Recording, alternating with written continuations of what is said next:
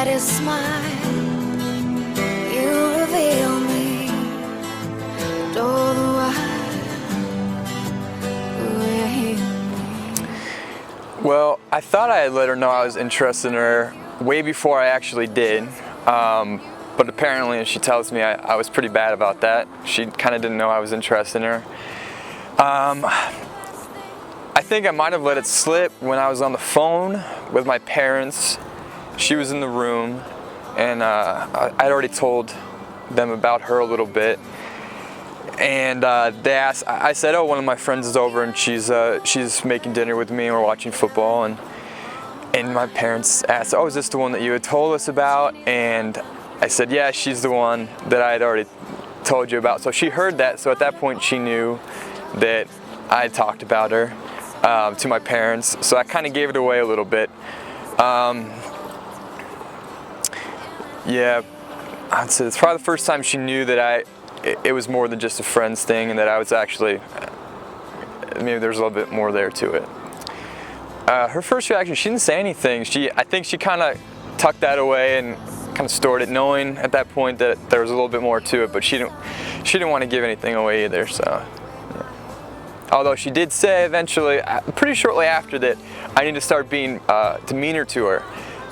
And I said, why do I have to be meaner to you? And she goes, well, I might be getting some feelings, so you got to be meaner to me. I don't want to get feelings, because neither of us at the time were really looking for anything. So I said, no, I'm not going to be mean to you. I met Craig in orientation of law school. I officially met him in the gym. I was working out and I kind of saw this guy in the corner of my eye, and he was with my friend, who was my friend of the day. I went over, said hi, barely even spoke to Craig, but I thought he was cute. And then after that, we were in absolutely everything together. Every orientation group, the same section in law school, the same Habitat for Humanity build, the same professor dinner. It was like, I don't know, fate was throwing us together. So our first date was October 10th of 2011, and Craig asked me to see a movie with him and grab a bite to eat before. So we went to Tequila, which is the worst Mexican restaurant in Winston-Salem. It is horrible. So we had some really gross food. And then we went to see a movie, and we saw 50-50, which is a really depressing cancer movie. So really romantic. And then on the way out, we're kind of awkwardly walking next to each other, not touching or anything like that. And he just puts his arm around me. He just chooses to do it. And I just say, oh, good. And I wrap my arms around him, and then we have been inseparable since. How did I ask her to marry me? We kind of did a little bit of, I don't know how to say that. We kind of knew we were going to get married, so we were actually looking at wedding venues before I asked her to marry me. So we were out in Asheville. We were looking at this one place that was up on this mountain, and she had always said, I mean, she loves mountains and hiking and being in the outdoors, and she'd always said something about either a lake or a mountain. And she'd always said that she wanted some sort of, some pictures of it so she could remember it. So I called the day or two before to the place we were going to go see and to the person that was going to show us around. And I told her what was going to happen, and I asked her if she'd be willing to take pictures, and we worked it out so we knew when we had a little signal. We got there, Becky went away for a second, I handed her my iPhone to take pictures, and so we're out on this mountaintop. I asked the person to just give us a second so we could talk. And so I go, Becky, what do you think? Can you see yourself getting married here? And she goes, I don't know. I'm not sure it's nice, but this other place is pretty good. And I go, yeah. Well, at least it's a pretty good spot to get engaged, though. And at that point, it kind of hit her, and she started crying. I got down on one knee. I had a speech I had prepared. I had the whole thing, I had the ring in my pocket so she didn't see any bulges in the pants, tried to be real smooth about it. So I gave my speech and asked her if she would marry me. And I was hoping just for a simple yes or of course or whatever. And she gave me a hell yes. And so that was better than I could possibly have expected. But it turns out she didn't hear a word I said the whole time, so the speech was for naught. She was just freaking out in her own head. So I had to redo the speech later when she could understand what I was saying.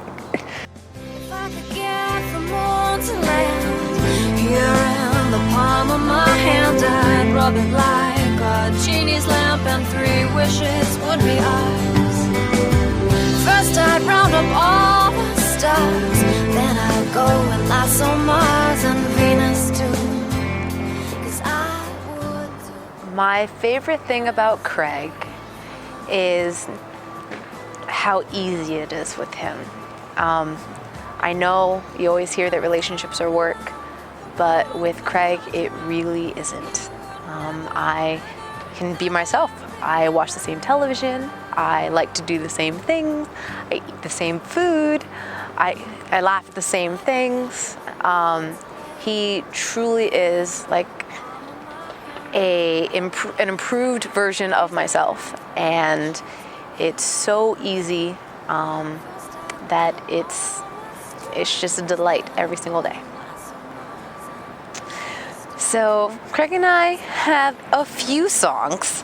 Our song was originally "We Found Love in a Hopeless Place" by Rihanna, and we switched it to "We Found Love in a World Place" because World Law School is horrible. It is an absolutely terrible place.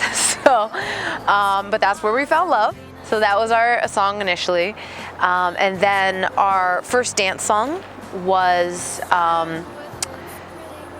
"Young and Beautiful" by Lana Del Rey, and it's "Will You Still Love Me When I'm No Longer Young and Beautiful," and we saw that movie together and we loved it, loved the song, and we just felt like it spoke to us and kind of represented us really well.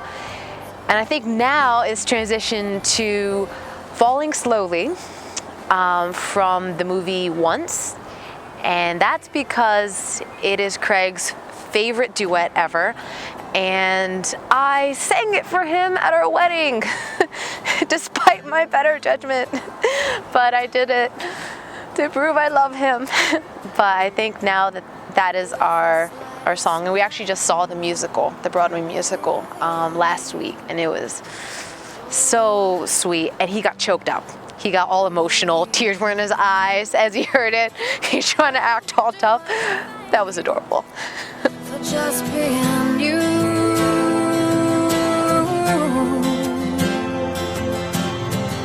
to say the best things in life are fake.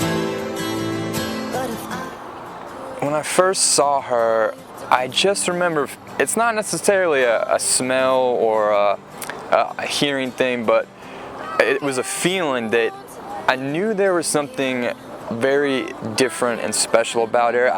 It's one of those things that, people, when they're in love, they say, you just know it. I can't say it was love at first sight, but there was something, I do, but she won't let me say that. But there was that feeling where I just knew it was going to be different with her. And it kind of translated into our first actual date, which was October 10th that year.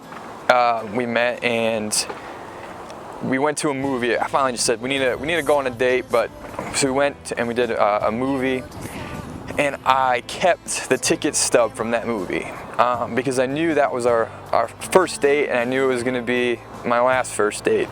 And so for our 6 month or 1 year anniversary, I gave her the ticket stub in a frame, and I told her this is my last first date.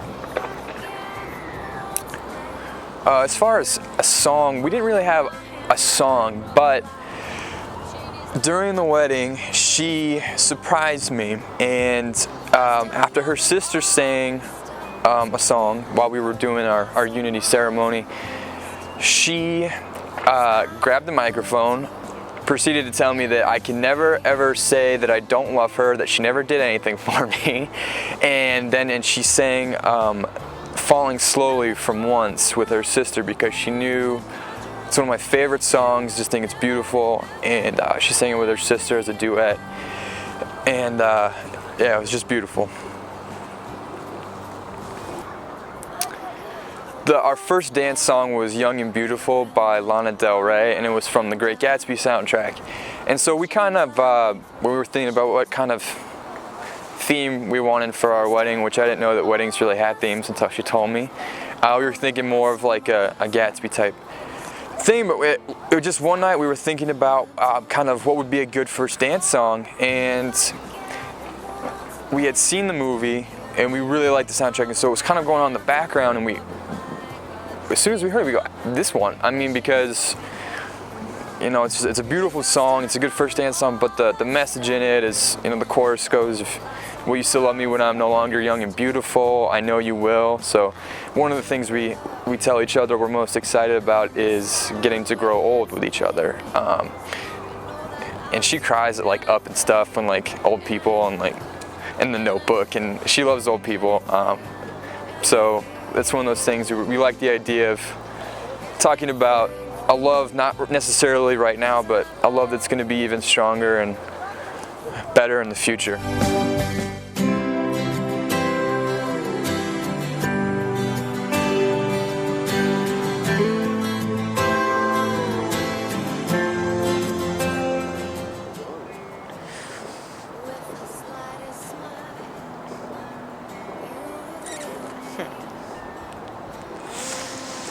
That's a good question.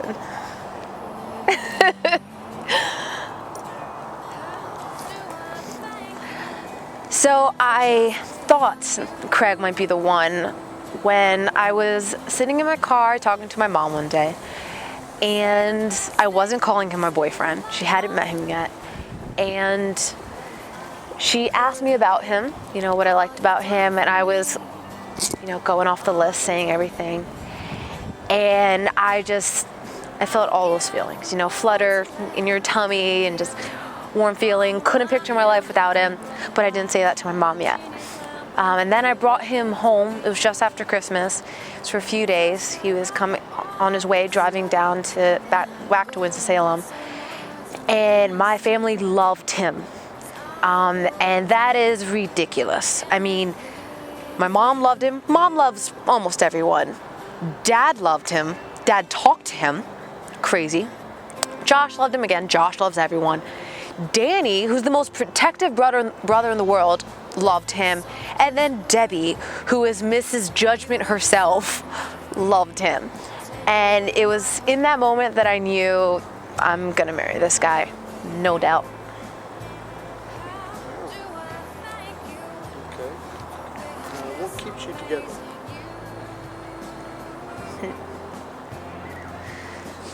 I think there are a lot of things that keep us together. No one thing. It's just, I honestly believe that God made him for me and me for him.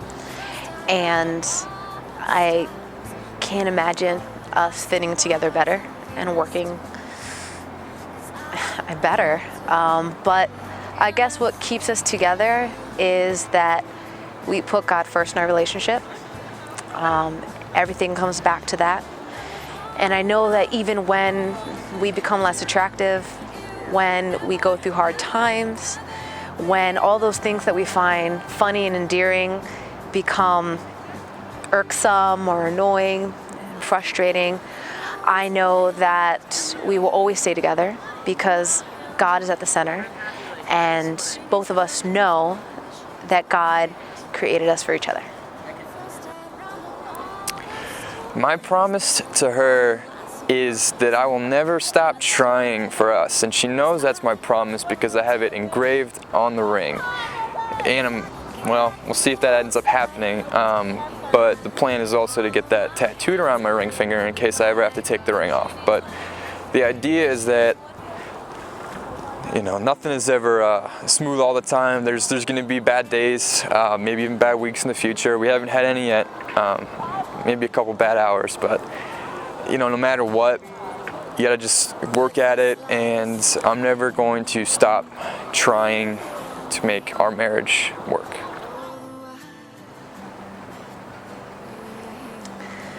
So in the exchanging of my rings, I made a promise to Craig. And I said, I promise to spend the rest of my life trying to deserve him. And I meant that.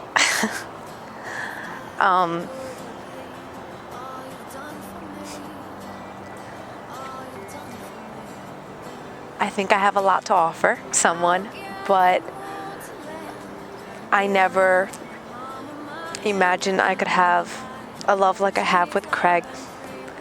He is truly the most amazing man I have ever met, and that's saying a lot because I have an incredible father, an amazing uncle, great brothers. I have a lot of great men in my life, and Craig easily is my favorite.